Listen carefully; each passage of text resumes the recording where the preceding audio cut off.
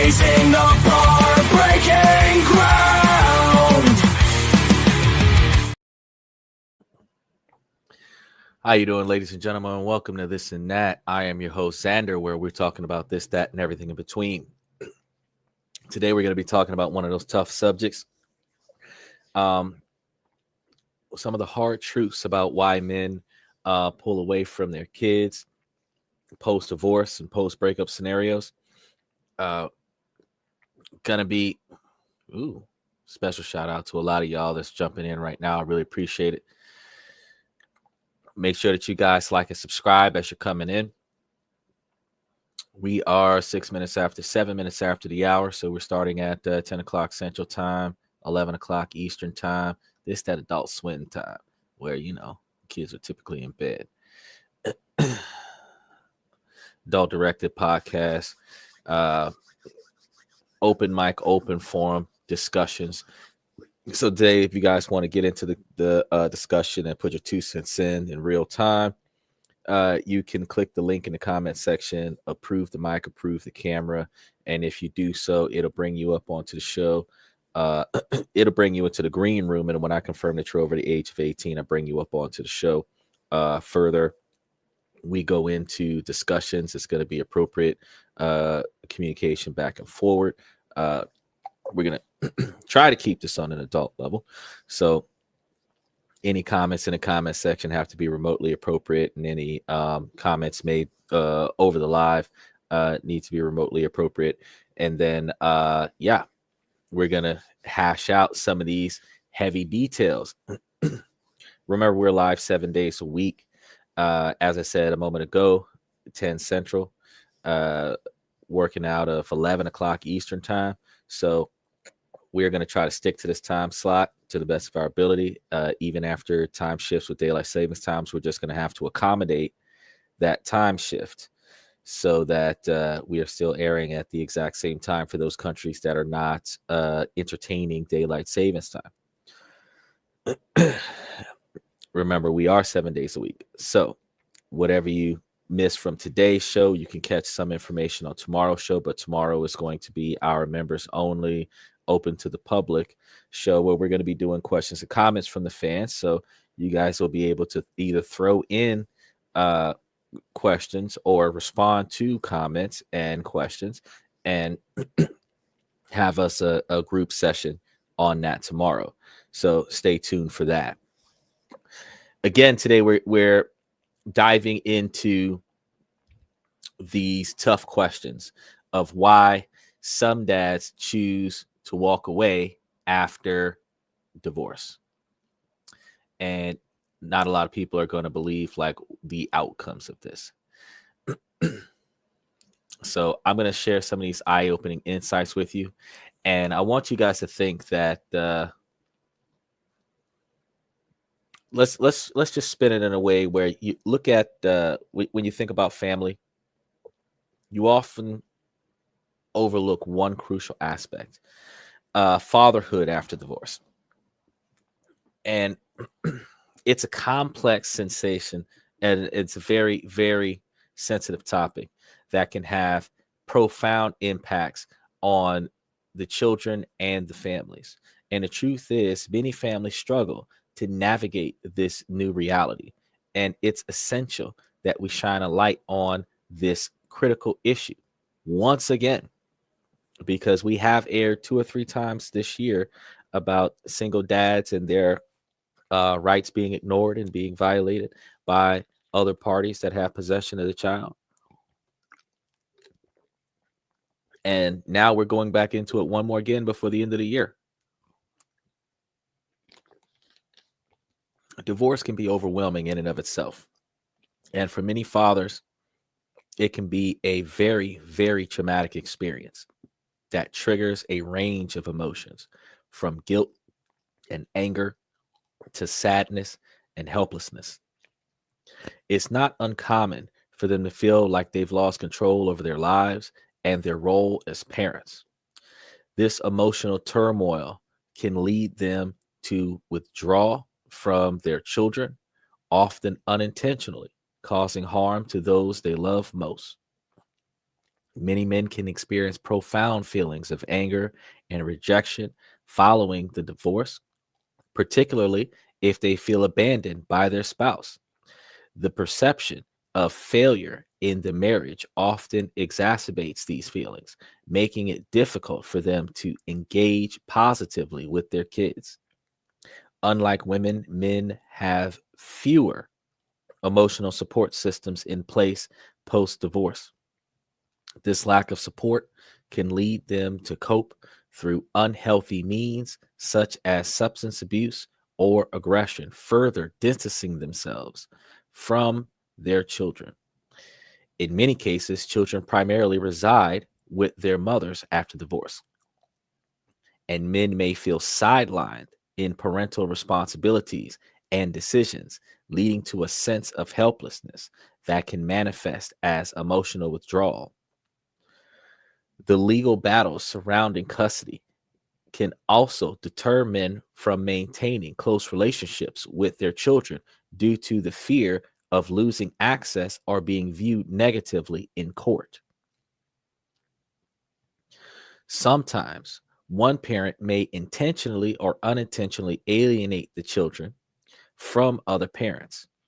This can occur through negative remarks about other parents or by involving children in disputes. Such dynamics can cause children to distance themselves from the alienated parent, reinforcing the father's withdrawals. The phenomenon of women using children as a tool to torment men, often referred to as parental alienation, can have profound and damaging effects on relationships between fathers and their children. This manipulation typically involves one parent, often the mother, undermining the child's relationship with the other parent, the father, through various tactics. And parental alienation goes much deeper than that because parental alienation can manifest in several ways.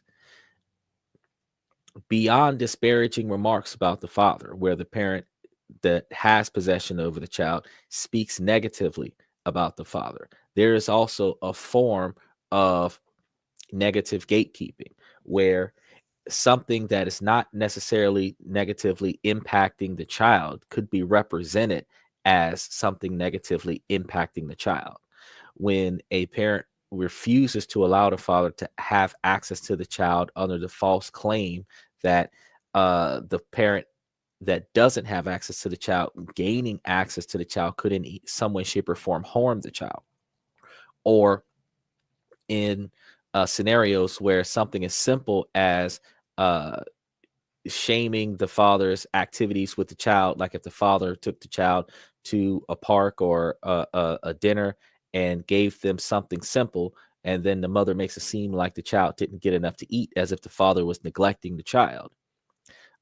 Certain aspects, something as, oh, you didn't get enough to eat, I'll make you your favorite meal, is the kind of thing that it's a form of negative gatekeeping where you are implying, without actually specifically outright saying something negative, you are implying that the father didn't do enough.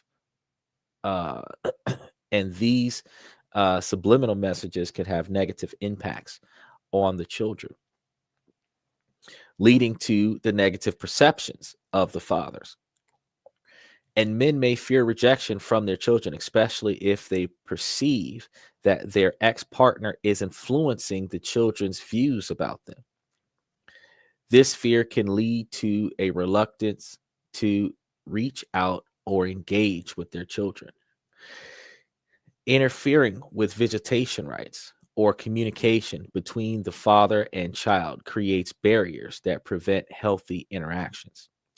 This actually can manifest in relationships where the mother wants more money for child support or more financial assistance, and the father either can't or doesn't have a legal obligation to provide more. And in these types of situations, the mother might use the child as a crutch to deny the father visitation until the father increases the expenses that is being paid. Some of the excuses that may come in this type of conversation would be that the child is a teenager, they're going through puberty, they have more financial expenses. But regardless of the fact, the father has either voluntarily offered financial assistance that's supposed to be exclusively given to the child. The children don't cost that much, not more than 15 to 20,000 a year if you're taking good care of the children and not wasting money on unnecessary frivolous items. And a man being required to pay that much money to a woman, and then these women are not always utilizing it for the children, they're utilizing it for themselves. And then the children get whatever's left over. Not all women do this. Some women are, in fact, financially challenged to the magnitude where the financial relief from the father does benefit the child. However, there are women that have taken advantage of this pay system and utilized the birth of a child as a source of income, and ultimately lead to having multiple baby daddies. And then having multiple fathers gives this individual multiple incomes that far exceeds this person's requirement to work. So the person can stay at home and parent the children however she chooses to parent the children, and don't apply herself to anything because her full standard of living is covered and all of the children's expenses are covered. And then the government provides financial assistance as well.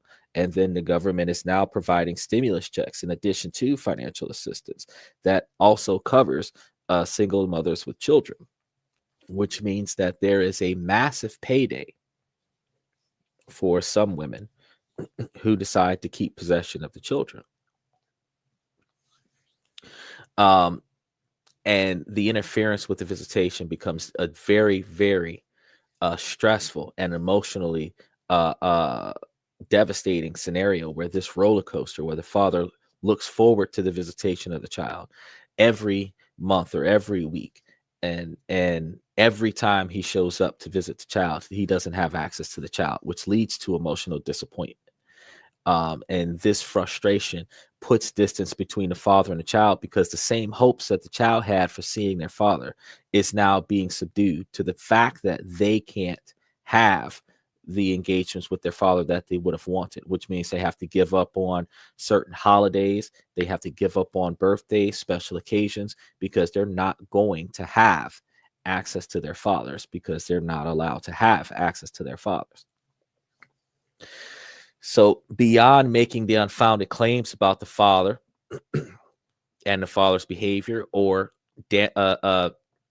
speaking ill about the father's character, would also lead to instilling fear in the child, or disturbing the child's perception of the father, and encouraging the child to feel sympathy for the alienating parent, where the mom who's pushing the father away is supposed to be in some way, shape, or form pitied by the child, where the child would then feel obligated to ally with that alienating parent, forces the child to portray the father as unsafe or unloving.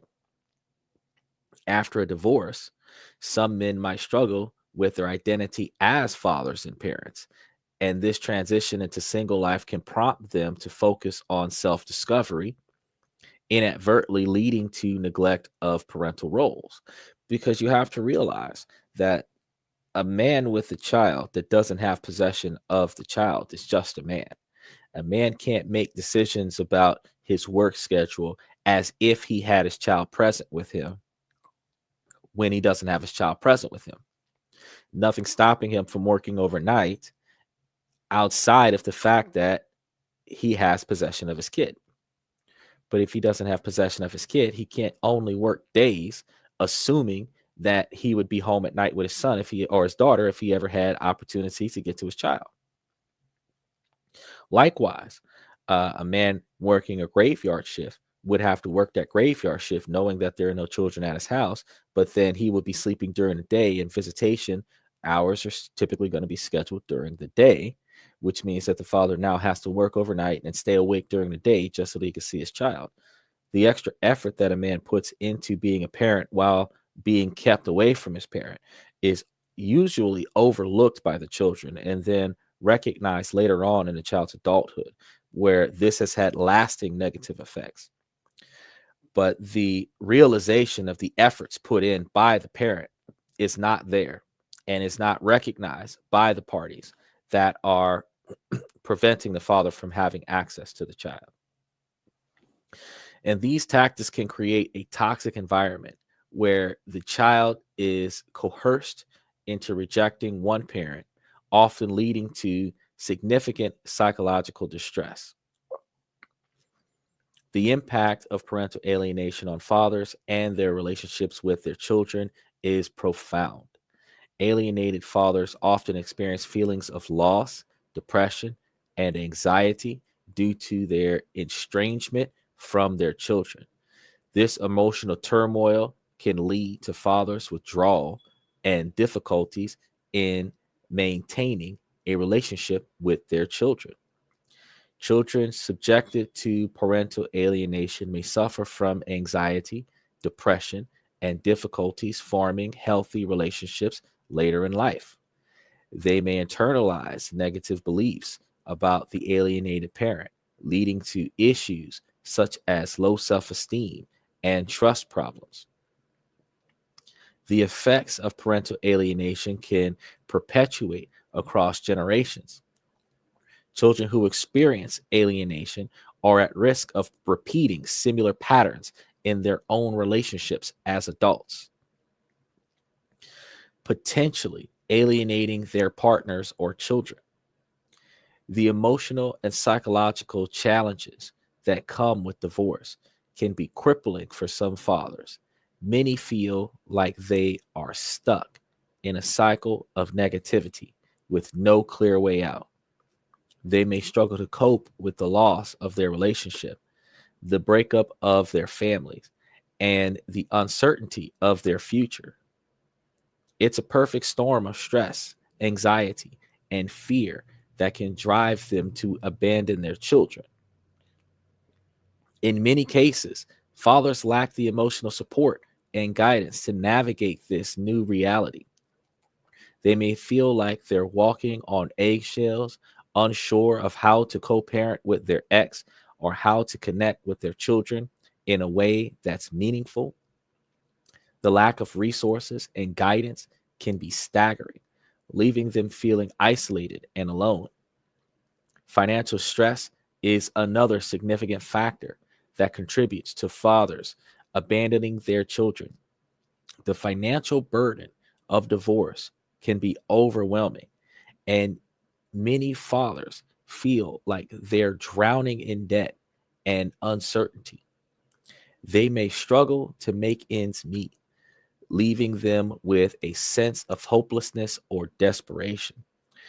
A lot of men are spending 18 hours a day, 7 days a week, working 2 or 3 jobs, trying to cover the cost of alimony and divorce, which causes them to not have the free time to be able to spend the time with their child that they would prefer.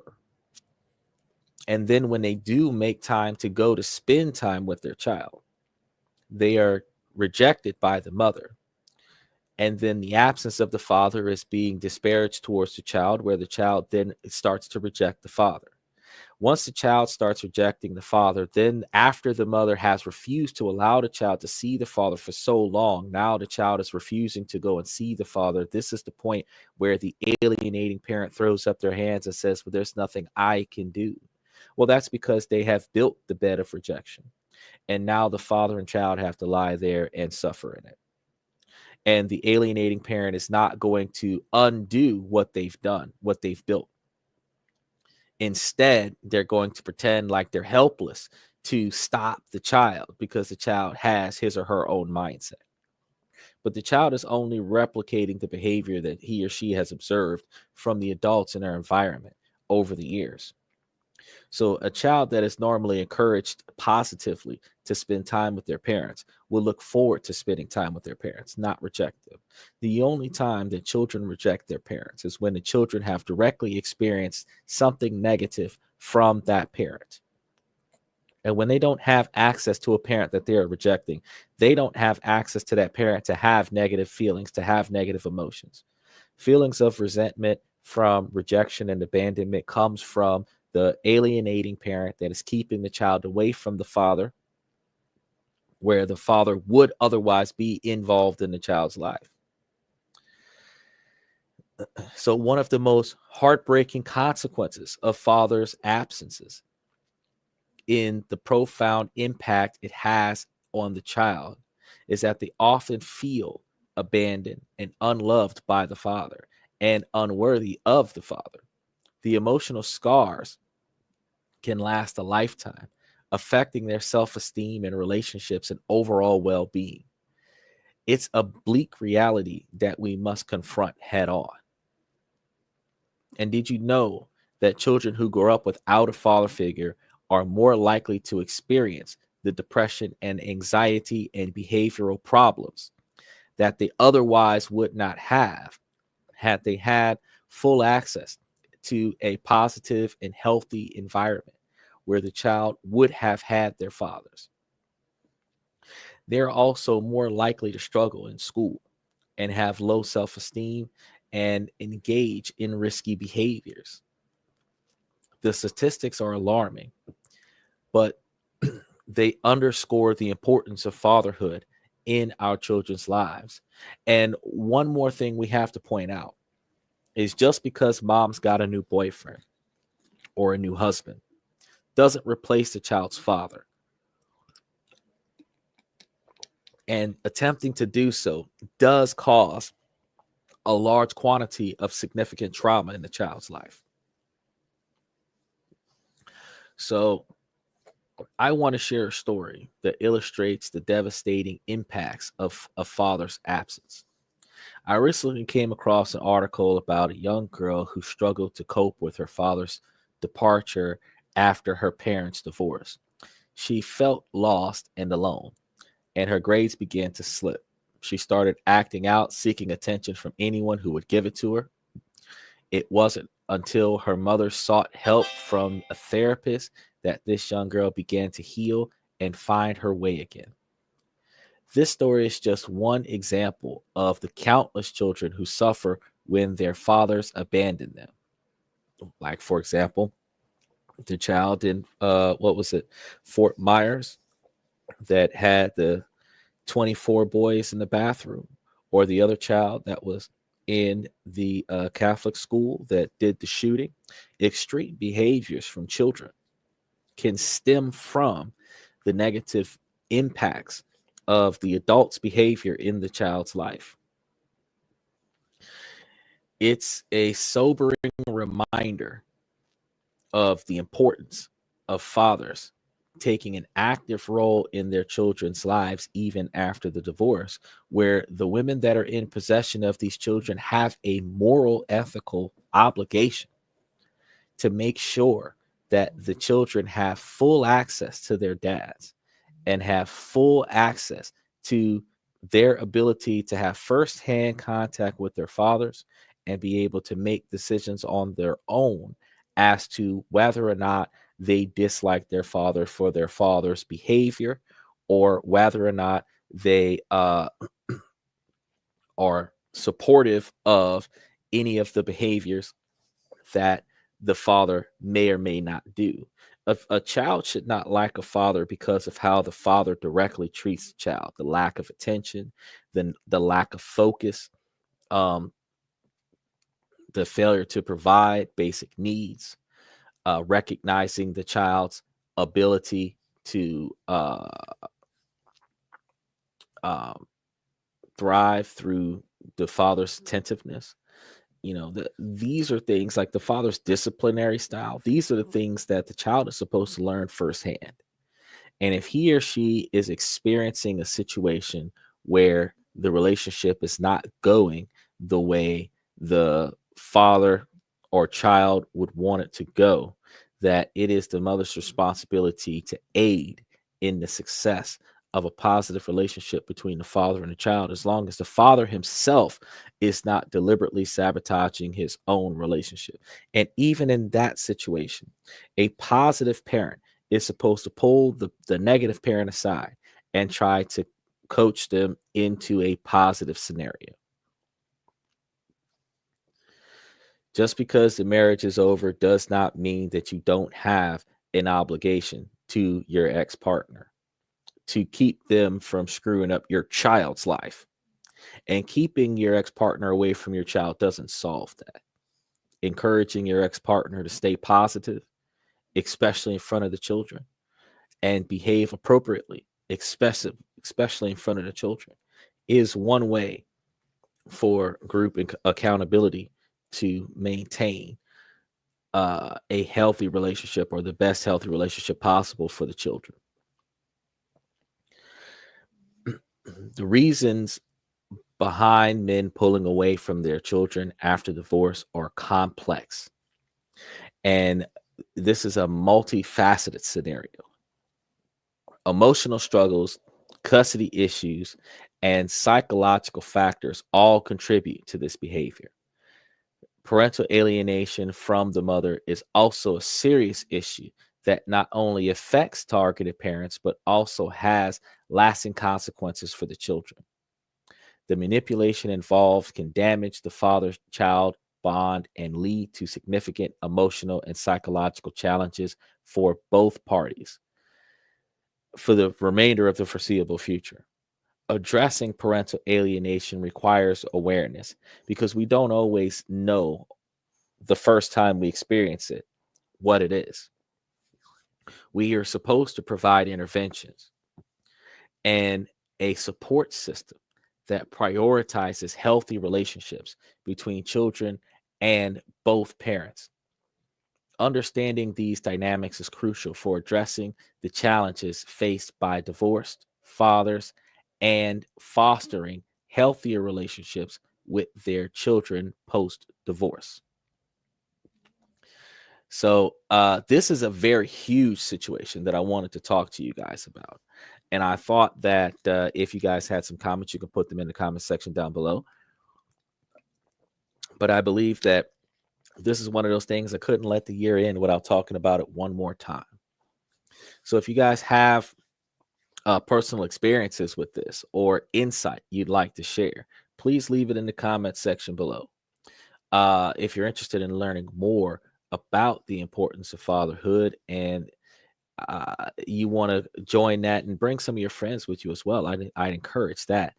You should guys just take a look at some of these videos that we've got coming up, where we'll be discussing the impacts of a father's absence on children's mental state.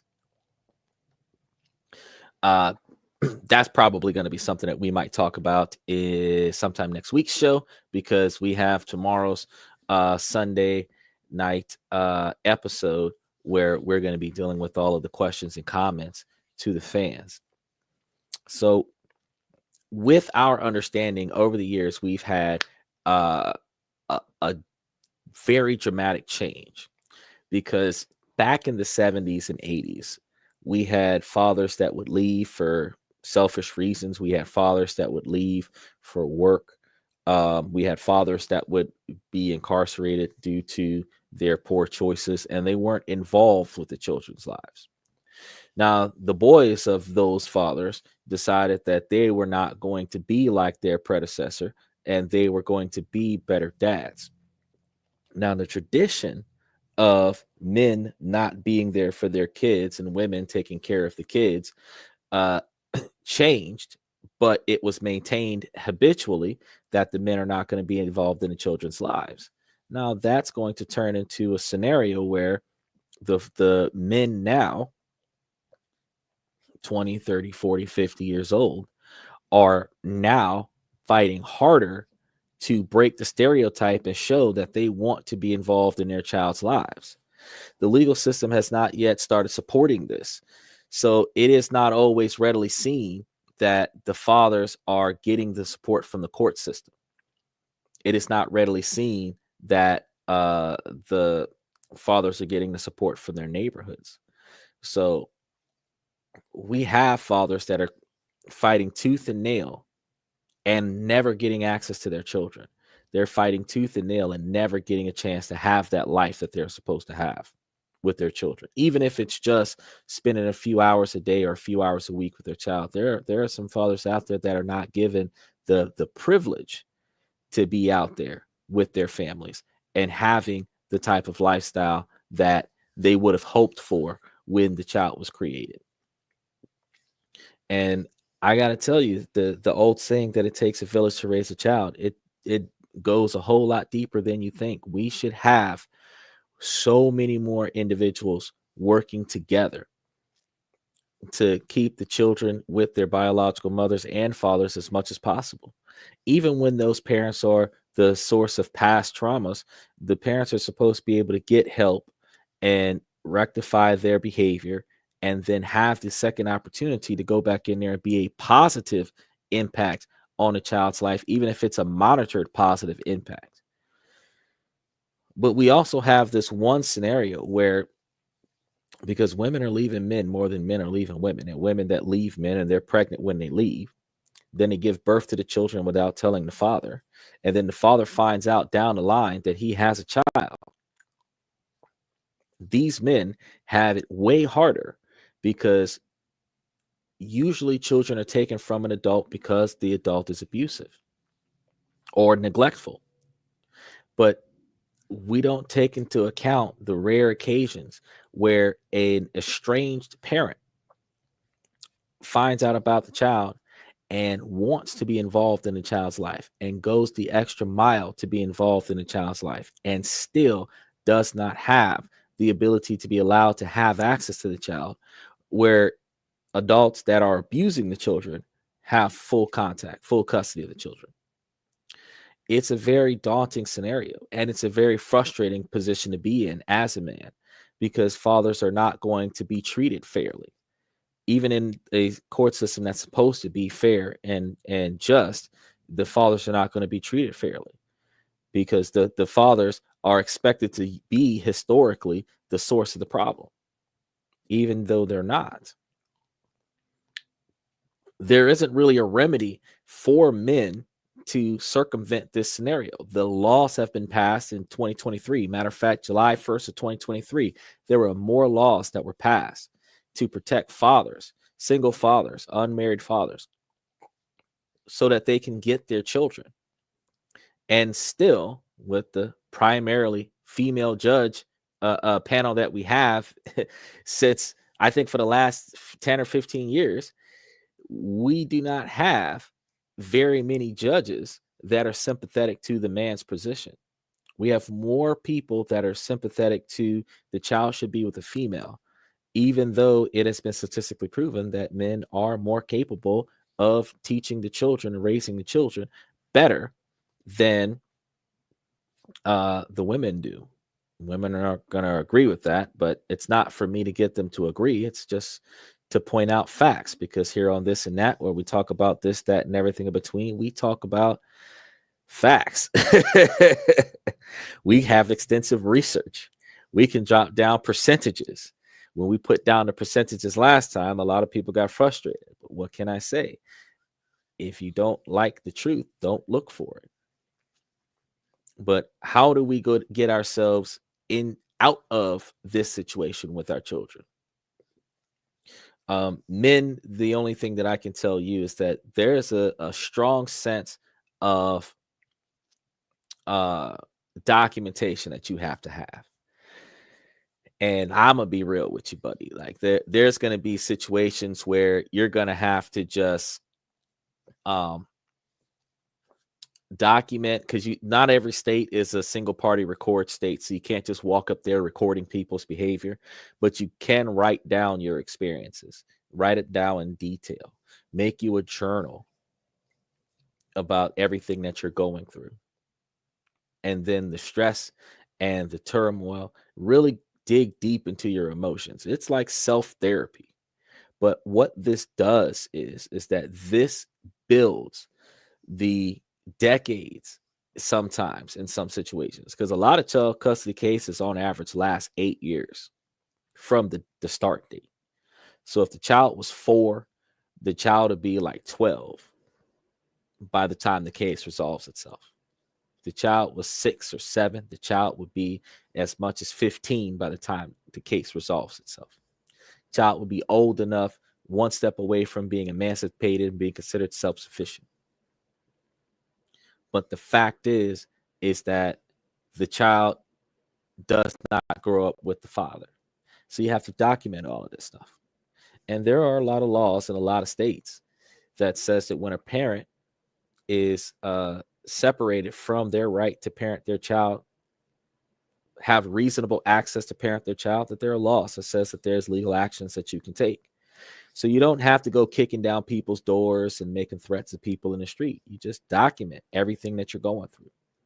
It's going to be hard to find a lawyer because there are a lot of lawyers that aren't willing to take cases where it's a civil rights violation in parental law. They typically argue that you should get you a family law lawyer, and a family law lawyer is going to help you with custody. A family law lawyer is not going to fight for your civil rights. A civil rights lawyer is not going to fight for your parental rights, even though your parental rights is also your 14th Amendment constitutional right.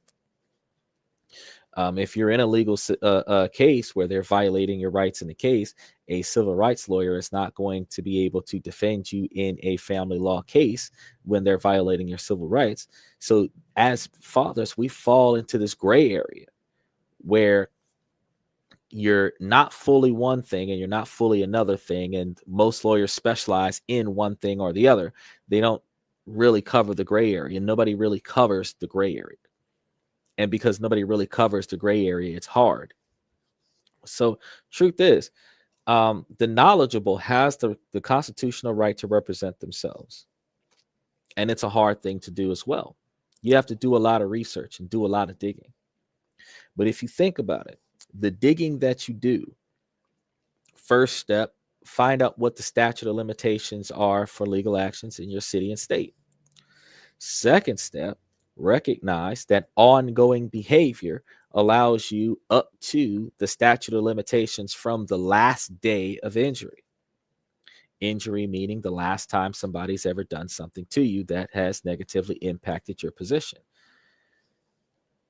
From that point forward, you have a time clock that says, well, from here to here, you have X number of negative behavior. The truth is that if you're in this situation for years, you've got years of research. You've only got one case. You probably would do better representing yourself than you would having a lawyer represent you. The same way those jailhouse lawyers, where those boys who go to jail for stuff that they did, even if they say they didn't do it, and then they run through the law books and they learn all of the laws around the case that they're going through. When you guys do that research, you guys give yourself the knowledge and the information that you need to do it on your own. And there's a term called pro se, where you are representing yourself. It's actually cheaper, because one of the hardest parts about being a father is that with the alimony, with the child support, you also have to pay for your personal standard of living, and you also have to find a way to pay for their cost of court.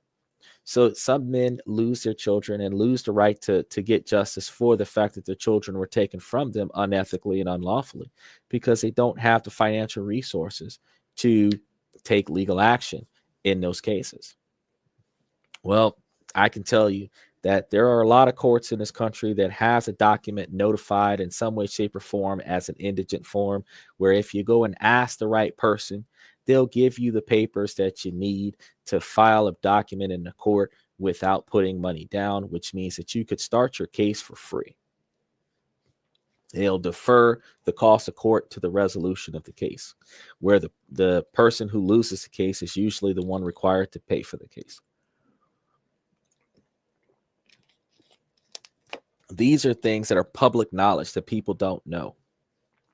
So if you think about the fact that you couldn't afford to pay for the case, but you can file a document with the court so you don't have to pay for the case. You couldn't afford to pay for an attorney, but if you do enough research, you can represent yourself.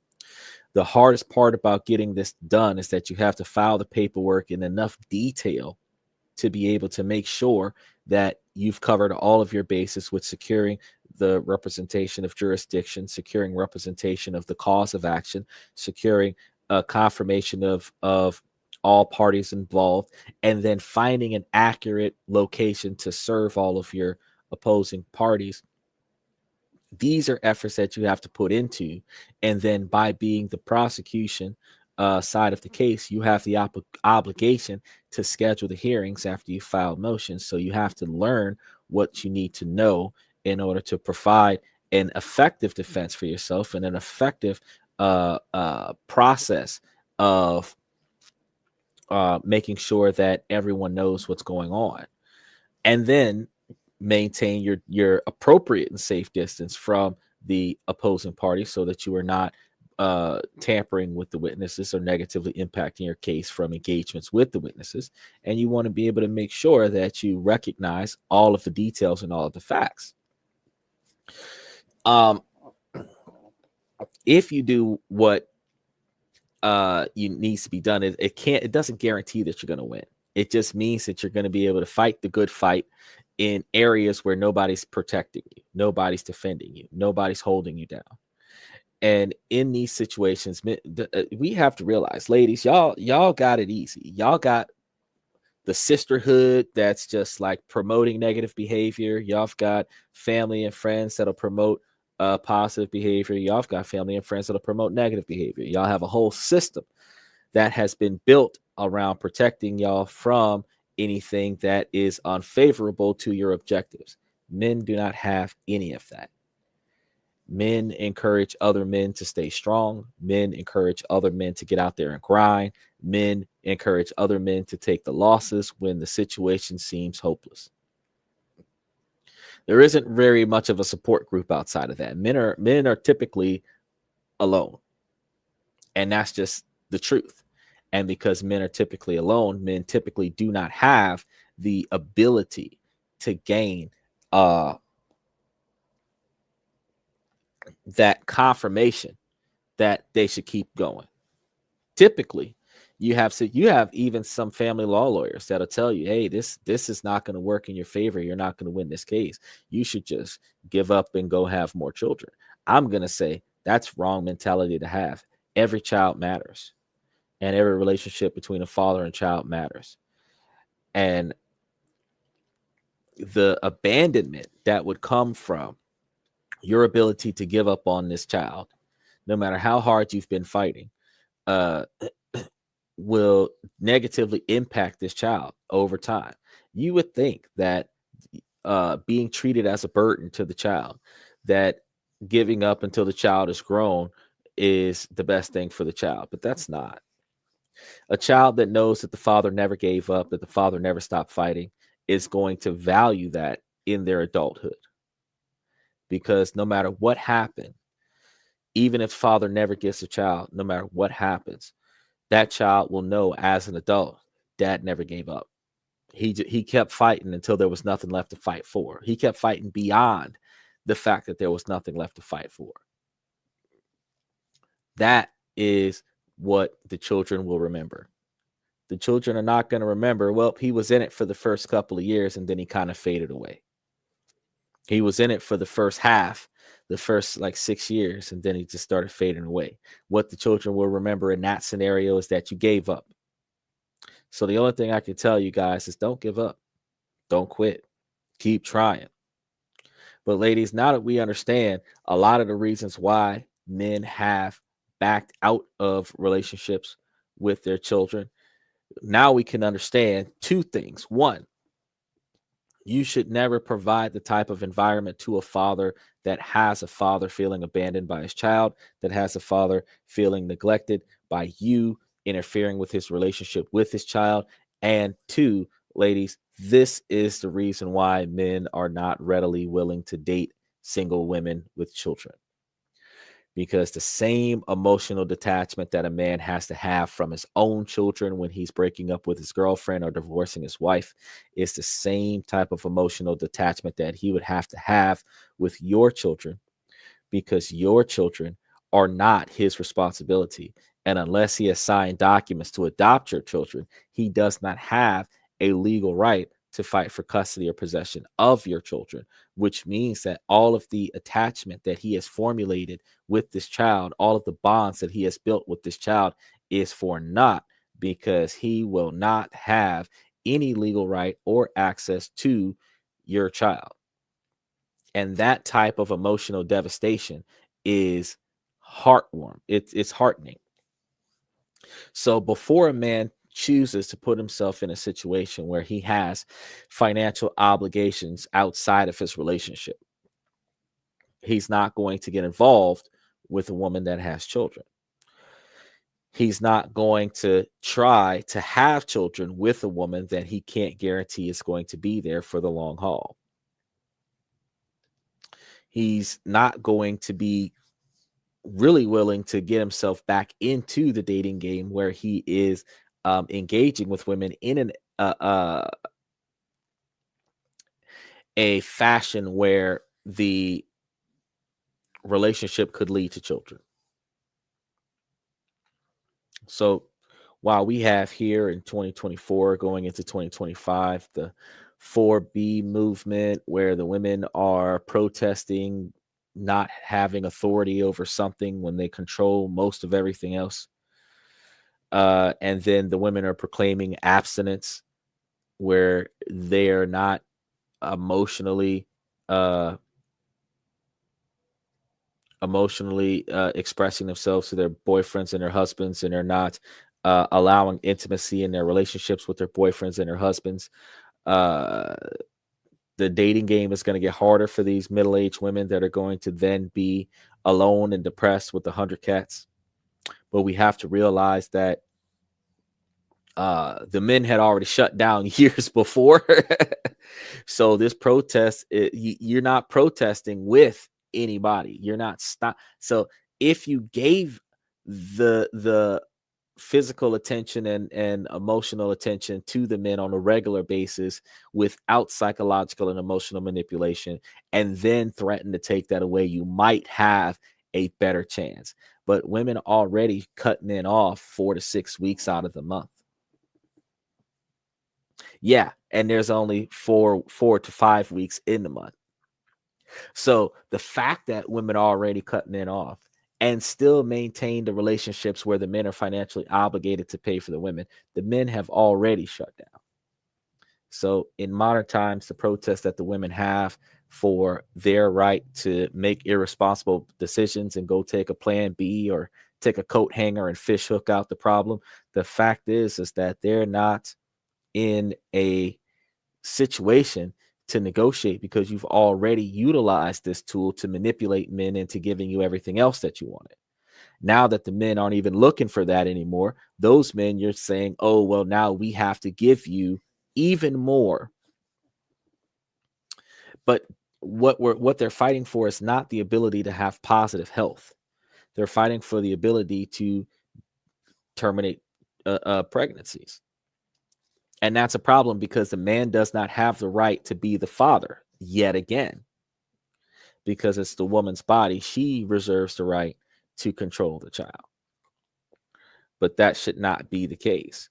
Men should not have the right to force a woman to get rid of a child, but a woman should not have the sole right to force a man to not be a father. If the child happens, the child happens. And if she doesn't want it, she should give it to somebody else, because somebody will want that child. We have a lot of orphanages with a lot of children in them right now, not because parents don't want the children.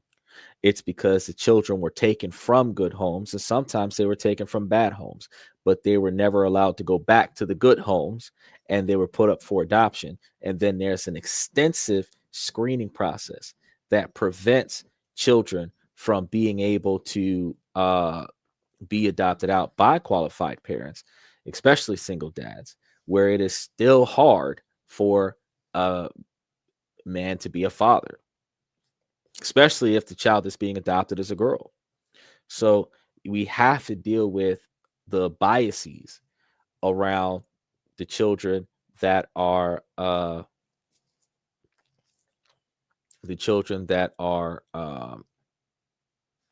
still in situations where they're not being selected. And that's going to be a tough call. That's going to be a tough call. But if you were the kind of person that dedicated yourself to giving the children a second chance, those children that are in those foster homes, and you went out there and you went and got the ones that nobody else wants, you'd be picking up teenagers. Probably something as young as 8, as old as 17, some of them 18 years old. You'd be picking up the teenagers. And it's crazy because the kids will spend their whole lives in the foster system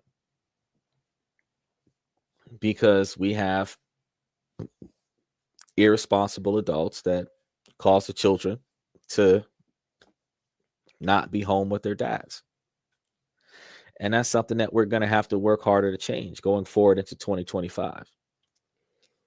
But maybe with this movement where women are not religiously being tapped like beer kegs at a frat party, then maybe we'll have a lower birth rate, which I think is ridiculous because, I mean, why in a country with the population of 355 million would we be dealing with a birth rate regulation when we have a country with 4 billion plus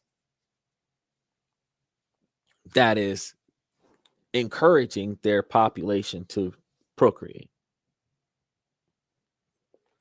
I mean, if 75% of their population died out at the same time, they would have an abundance of resources. And 25% of the original population utilizing all of that space and resource. It's crazy.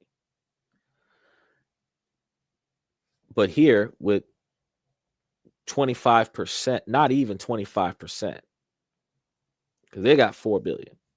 We've got 355. They've got lots. And the fact is that there is a more substantial quantity of dissatisfaction in the United States than in other countries. And truth be told,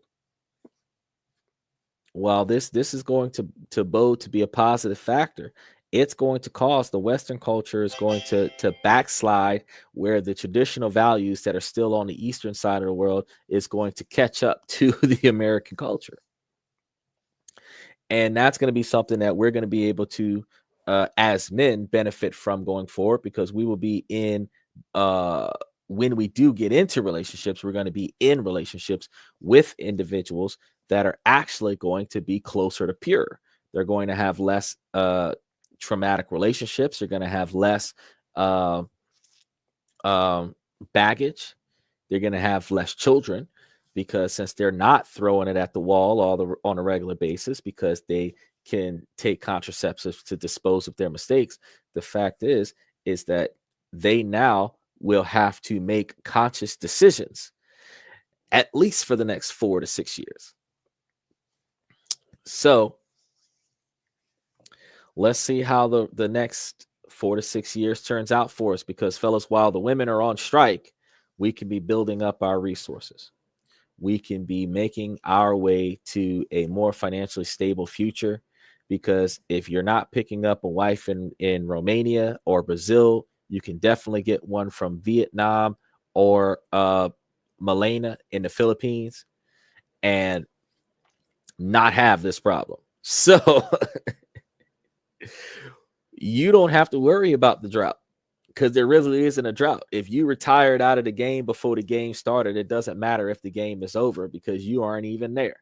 So the fact is, if we focus on ourselves and we start building ourselves up, those of you that still have children, still do your best you can to be involved in those children's lives, even as they get into adulthood. But for those of you who don't have any children, focus on your grind. Focus on making money, make money for you, so that you have more resources down the line. That way, if in the event your child does come around to find you, you have more free time for your kid, because you're not grinding at the stone on a regular basis. That's all I have for you guys for today. remember, I seen you popping in. Red Void, Omni81, Liberty Twitcher. I appreciate you guys coming in from Twitch. And then the rest of you guys that jumped in from Twitter. TikTok is still going to be universally banned in the United States, and we're really going to see less of it come January 19th. So you really got about 20 days left, and it's done. Like, it's done in the US.